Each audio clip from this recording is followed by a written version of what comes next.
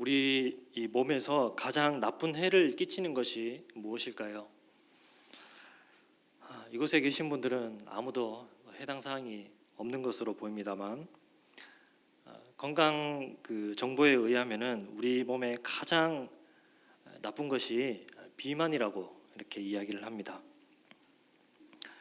세계 보건기구는 이 비만을 단순히 어떤 체지방이 많은 정도가 아니라 이것을 질병으로 아예 분류를 그렇게 하고 있습니다. 실제로 이 비만이라는 것은 많은 질병을 야기합니다. 우리가 알다시피 당뇨병, 고혈압, 심근경색, 온갖 갖가지 그런 심혈관 질환들, 뇌종울증, 여러 가지 그런 문제들을 발생시키고 있습니다. 비만이 있으면 이런 문제들이 걸릴 확률이 몇 배가 증가하는 것입니다. 그런데 이것은 이 비만이 가진 문제의 전부가 아닙니다. 더 본질적인 문제가 있습니다. 누가 비만 전문가에게 이렇게 물었습니다. 비만이 무엇입니까? 그는 이렇게 대답했습니다. 비만은 모든 것을 귀찮게 하는 병이다. 비만이 이 건강상에 아주 나쁜 그런 문제들이 있지만 어쩌면 그것보다 더 큰 것은 이 비만은 모든 것을 귀찮게 만들어 버린다라는 것입니다. 그래서 나태하게 하고, 그래서 게으르게 만들고, 그래서 태만하게 하고, 한마디로 이 몸뿐만 아니라 이 비만이라는 것은 이 정신과 마음을 둔하게 하고 무겁게 만든다라는 것입니다. 사무엘상 4장 18절에 보게 되면 하나님의 괴를 말할 때에 엘리가 자기 의자에서 뒤로 넘어져 문 곁에서 목이 부러져 죽었으니 나이가 많고 비대한 까닭이라 라고 이야기를 하는데요. 영적인 눈이 어두웠던 이 엘리를 일컬어서 비대하였다라고 이야기를 합니다. 예전 번역에서는 비둔하다라고도 이야기했습니다. 하나님을 잘 알지 못하고 하나님의 뜻을 깨닫지 못하고 하나님께 민감하지 못하고 깨어있지 못하고 거룩한 일에 관심이 없고 우둔하고 고집스러운 이러한 모습을 이 엘리를 통해서 비대하다라고 이렇게 무겁다라고 이렇게 표현하고 있는 것입니다. 비대하다라는 것은 무겁다라는 것이죠. 이 무겁다라는 것의 이 말의 같은 뿌리가 오늘 이 출애굽기에도 등장하게 되는데 그것이 뭐냐면 완악하다라는 표현입니다. 바로를 설명할 때 항상 등장하는 그 수식어죠. 완악함, 완강함. 이것은 굉장히 고집스러운 그러한 태도이고 또 저항하는 그러한 태도입니다. 하나님께 대하여서 저항하는 것이고 거룩한 것에 대하여서 거부하는 것입니다. 즉 하나님을 인정하지 않겠다라는 그런 마음이죠. 이 완악함이라는. 이렇게 하나님을 저항하는 자들을 향해서, 하나님을 인정하지 않는 자들을 향해서 하나님께서 하시는 일이 있습니다. 그것이 뭐냐 하면 바로 심판이라는 것입니다. 다른 말로 하면 오늘 나오는 표현에 의하면 구별입니다. 23절 상반절에 보면 내 백성과 내 백성 사이를 구별하니라고 말합니다. 심판이라는 것은 다른 것이 아닙니다. 구별입니다. 하나님이 내 백성과 내 백성을 구별하시는 그 행위가 심판인 것입니다. 그래서 하나님은 구별하시는 분입니다. 나누시는 분입니다. 물론 하나님께서 구별하시는데 우리가 이것을 또 차별과 이렇게 좀 혼동될 수가 있습니다. 근데 하나님께서는 차별하시지는 않습니다. 우리가 이것을 좀 잘 구분을 해야 되는데요. 사실 차별이라는 것은 우리에게 너무나 익숙한 것입니다. 우리는 모두가 차별 전문가들입니다. 차별이 너무나 익숙하고 차별을 너무나 지능적으로 은근하게 하면서도 또 노골적으로 그렇게 잘합니다. 참으로 아이러니한 것은 우리가 가장 기분 나빠하고 가장 싫어하는 것이 차별인데 근데 정말 가장 잘하는 게 또 차별이라는 겁니다. 우리가 가장 기분 나빠할 때가 차별당할 때가 아닙니까? 좋은 것을 받았기 때문에, 누군가는 나쁜 것을 받았기 때문에 더 손해 보았기 때문에 어떤 그런 차이점 때문에 우리가 기분 나쁜 것이 아니라 차별했다는 것 때문에 우리가 사실 기분 나쁜 거 아니겠습니까? 아이들을 보게 되면은 사실 차별이 무엇인지 가르쳐 주지 않아도 가장 민감하게 반응하는 것이, 이 본성적으로 가장 민감하게 반응하는 것이 바로 차별이죠. 다른 아이들에게 서로 다른 걸 주면 난리가 나는 것입니다. 아프리카에 있는 사람들은 피부색이 검습니다. 우리 눈으로 보기에는 사실 다 똑같은 검은색입니다. 그런데 똑같이 검은색 같은데 그 안에서 미묘하게 또 피부의 어떤 톤이나 이 색깔이나 밝기라는 이런 것이 조금씩 다르다고 합니다. 근데 그런 얼마나 조금 더 희냐, 그런 밝으냐에 따라서 그 안에서도 이 계급을 나누고 그 안에서 차별하는 문화가 있다라고 합니다.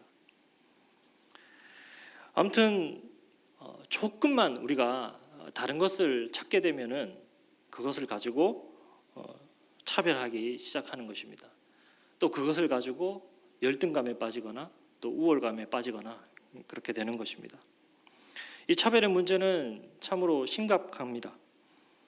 사회적으로도 장애인에 대한 차별, 또 약자들에 대한 차별, 타문화권에 대한 그런 차별, 성적 차별, 사실 우리 눈에 잘 띄지 않는 그러한 차별들이 너무나 많이 있습니다.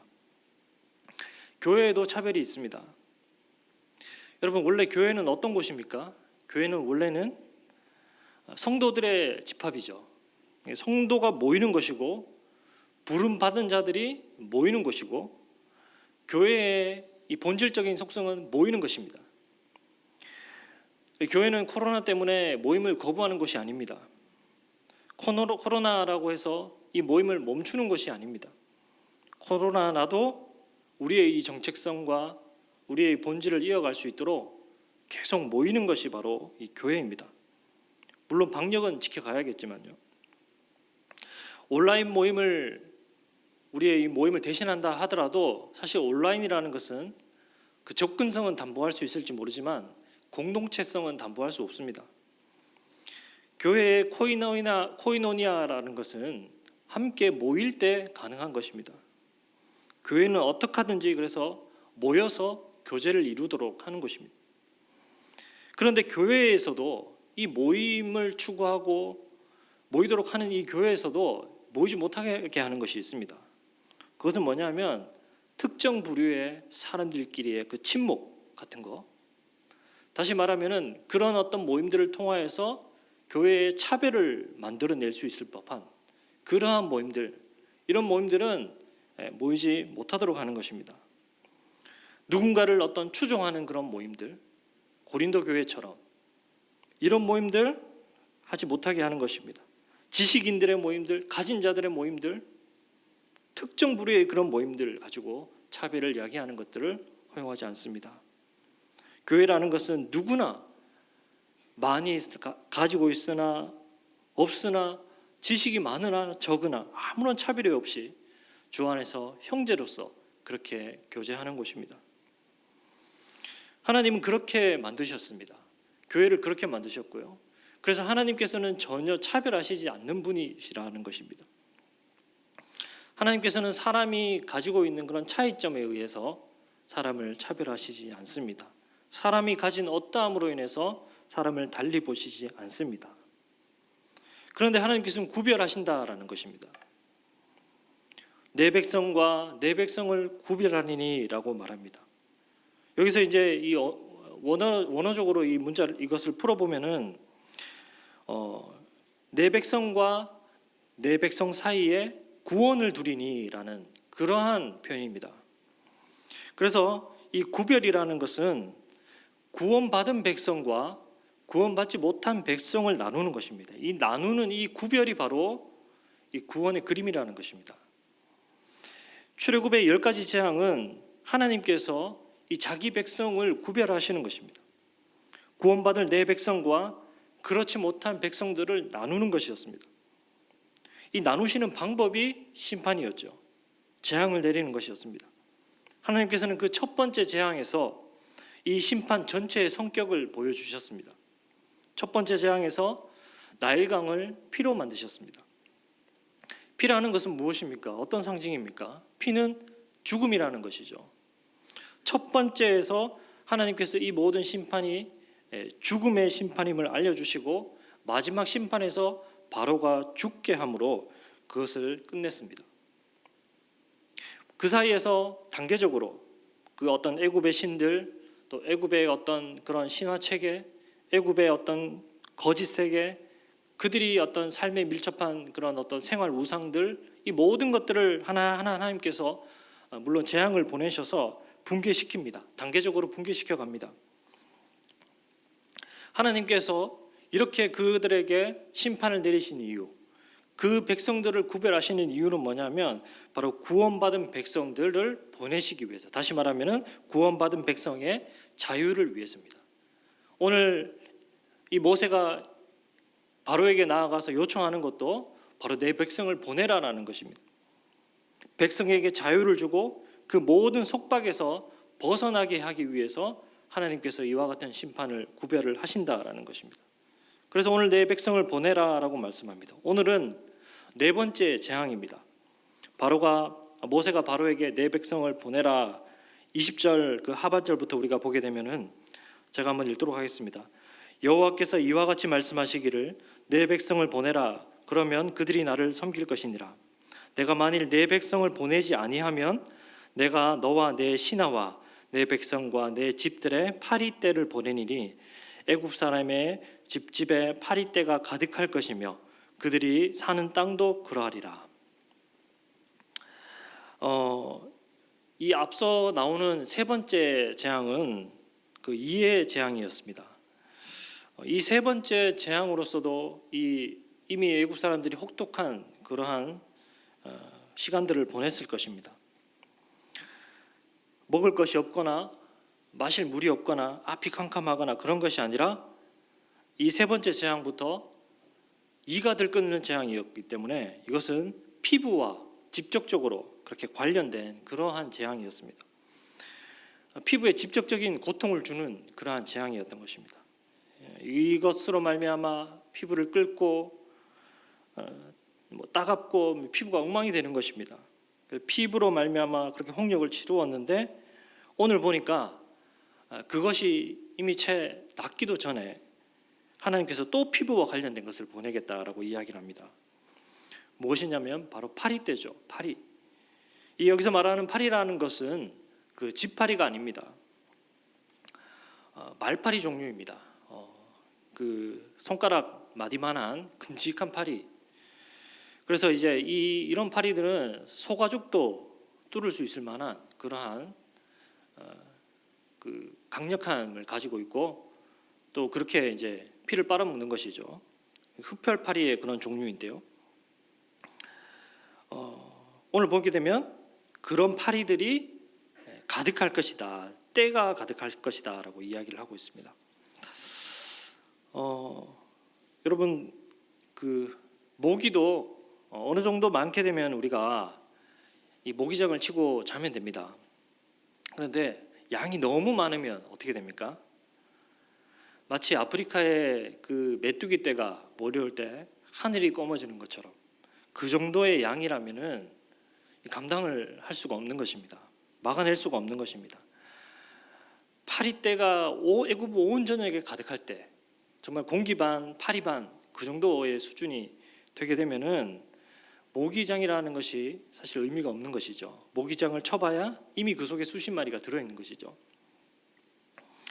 애굽의 전역은 이 혹독하게 이 파리떼의 재앙으로 말미암아 이제 괴롭힘을 당하게 되는 것입니다. 24절에 보게 되면은 애굽의 온 땅이 황폐하게 되었다라고 이야기를 합니다. 그래서 이제 겁에 질린 이 바로가 모세를 불러서 이야기를 합니다. 25절 보게 되면 같이 한번 함께 읽도록 하겠습니다. 시작. 바로가 모세와 아론을 불러 이르되 너희는 가서 이 땅에서 너희 하나님께 제사를 드리라. 하나님께 제사를 드려라라고 바로가 약간 이 굴복하는 그런 태도를 취하는 것 같습니다. 그런데 여기서 가만히 보면 바로의 그 첫 번째 타협안이 나오게 되는 것입니다. 하나님이 구원받은 백성을 불러내시고 그들에게 자유를 주시기 위해서 이러한 우상들을 깨뜨리시는데, 이 바로의 타협안은 무엇이냐 하면, 내가 예배는 허락하겠다. 예배는 허락하는데 단 이 땅에서 해라라는 것이었습니다. 종교 행사는 허락하는데 단 광야까지 나아가지 말고 이곳에서 해라라는 것입니다. 20절 보게 되면 여호와께서 이와 같이 말씀하시기를 내 백성을 보내라. 그러면 그들이 나를 섬길 것이니라. 여호와를 섬기기 위해서는 지금 그 땅에서 섬길 수 없기 때문에, 애굽 땅에서는 여호와를 섬긴다라는 것이 불가능하기 때문에 그 땅에서 내 보내라라고 이야기를 하는데, 이 바로의 이 요청은 뭐냐면 이곳에서 섬겨라라는 거, 이곳에서 마음껏 섬겨라라는 것입니다. 이것은 바로를 섬기면서 또 하나님을 섬겨라라고 하는 것과도 같습니다. 바로에게 속한 존재로 살면서 하나님의 백성으로서 살아가라라고 이야기하는 것입니다. 애굽의 시민으로서 살면서 동시에 이스라엘의 시민이 되어라. 세상에 속하면서도 하나님께 속하여라라고 이야기를 하는 것입니다. 이것은 불가능합니다. 소속은 하나입니다. 둘 중에 하나입니다. 이스라엘이든지 애굽이든지. 애굽 땅에 있으면 그 애굽에서 아무리 발부둥 쳐도 애굽인입니다. 애굽 소속입니다. 거기서 아무리 해봐야 애굽의 시스템, 애굽의 문화, 또 애굽의 제도를 따라갈 수밖에 없습니다. 그 바로의 통치 하에 있습니다. 바로 말대로 그 땅에서 예배하게 된다면, 그 애굽 땅에서 예배하게 된다면 다른 모든 것들이 다 애굽 사람인데 그저 자기들끼리 모여서 종교 행사하는 수준밖에 안 되는 것입니다. 그래서 애굽에 있는 이상, 그들이 애굽에 몸담고 있는 이상 그들은 여전히 무슨 짓을 해도 그들은 애굽인입니다. 바로에게 속한 존재라는 것입니다. 모세는 우리는 그렇게 혼합될 수 없다라는 것이었습니다. 우리의 정체성은 하나다라는 것이었습니다. 저는 어쩌면 이것이 세상이 우리에게 이렇게 말하고 있는 것이라고 생각됩니다. 너희들의 그 종교 행사 마음껏 해. 너희들의 예배 마음껏 드려. 단 세상에 속해 있기만 해. 라고 이야기하는 것 같습니다. 예배는 잘 드리지만 세상처럼 세상의 방식으로 살아가라라고 이야기합니다. 모든 가치와 기준은 세상에 두고 모여서 예배만 잘 드려라라고 이야기를 하는 것이죠. 세상에서 아무것도 달라진 것이 없는데, 애굽에서 아무것도 달라진 것이 없는데 그저 자기들끼리 모여서 종교 행사만 해라라고. 그래서 하나님께서는 이 애굽을 나오게 하시는 것입니다. 모세는 이 바로의 제안을 이런 제하에 거절합니다. 27절 보게 되면 우리가 사흘길쯤 광야로 가서 우리 하나님께 제사를 드리되 우리에게 명령하시는 대로 하려 하니이다. 우리는 사흘길을 가서 여호와께 제사를 드릴 것이다 라고 이야기합니다. 사흘길이면 얼마나 될까요? 저는 이게 생각해 봤을 때 사흘길이면 정말 얼마 안 되지 않습니까? 사흘길 가서 뭐 하나, 가려면 한 열흘길 정도는 가야지 라는 생각이 들었습니다. 왜 성경에서는 사흘길이라고 이야기를 하고 있을까 궁금했었습니다. 그런데 성경에서 이 사흘길이라는 것은 상당히 멀리 떨어진 그 거리를 의미하는 것입니다. 되돌아오기 힘든 거리입니다. 이것은 애굽에서 출발해서 시간상 하루 이틀 사흘째 되는 그 거리, 꼭 그런 의미라기보다는 그들을 덮는데 사흘길이라는 그런 의미입니다. 그러니까 애굽이 이스라엘 백성을 덮는데 사흘길. 그러니까 이것은 무슨 말인가 하면 사흘길이라는 것은 애굽과 이스라엘 사이에 그 사흘의 간격을 유지한다라는 것입니다. 다시 말하면 사회적 거리두기죠. 사흘길을 항상 유지해야 된다라는 것입니다. 이 정도가 되면은 사흘길이라는 그 거리가 차이가 나게 되면은 이제 애굽군이 갑자기 마음을 바뀌고 그들이 이제 움직이더라도 하루 아침에 이렇게 멸망당할 수는 없는 거리인 것입니다. 쉽게 그들이 추격할 수 없는 거리인 것입니다. 모세는 완전히 지금 애굽으로부터 떠나겠다라는 것을 이야기하고 있습니다. 그렇게 했더니 이 바로의 두 번째 타협안이 뭐냐면 28절 우리 한번 같이 보도록 하겠습니다. 함께 읽어보겠습니다.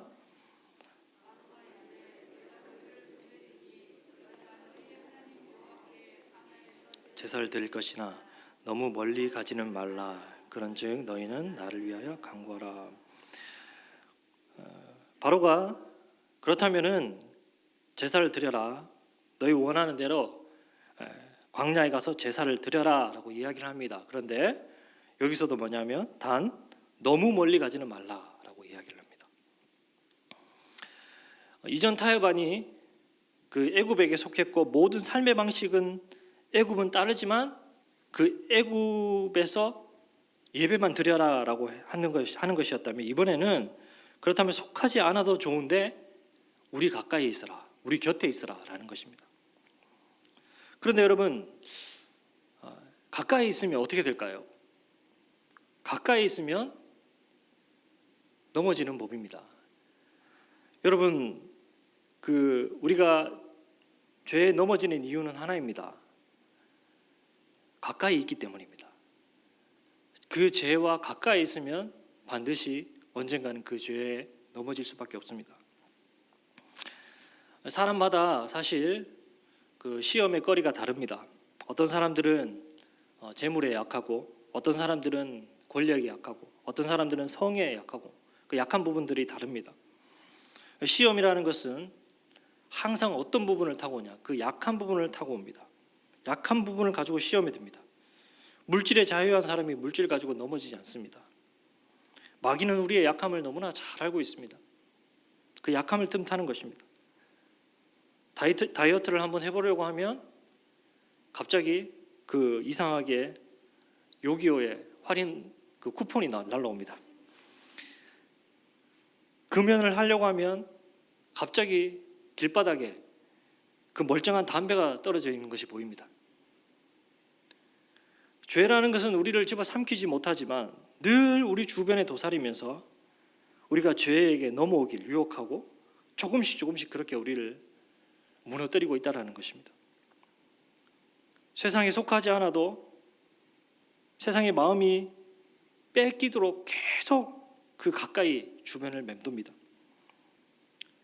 애굽에 가까이 있으면서 늘 애굽과 좋은 관계를 유지하고 애굽과 왕래하고 그렇게 되면은 나중에는 어떻게 될까요? 그 백성들은 우리가 왜 광야에 나온지 그것조차 잊어버리게 될 것이고 또 애굽이 너무나 좋은데 당연히 다시 애굽으로 돌아가자고 이야기할 것입니다. 그래서 하나님의 백성이라는 것은 떠나야 하는 존재들입니다. 떠나야 합니다. 멀리 떠나서 구별되어야 되는 것입니다. 하나님의 명령을 따라서 사흘 길을 가서 우리의 그 거룩한 사명의 자리까지 떠나야 되는 줄 믿습니다. 어떤 사람들은 이 멀리 가는 것을 비난하는 사람들이 있습니다.